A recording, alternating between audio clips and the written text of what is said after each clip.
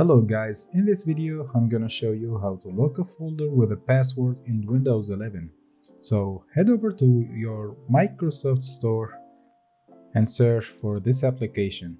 Call it Secure Folder right here, and after installing the application, click Open, set your new password, click OK, click Dismiss, and set up the recovery email required.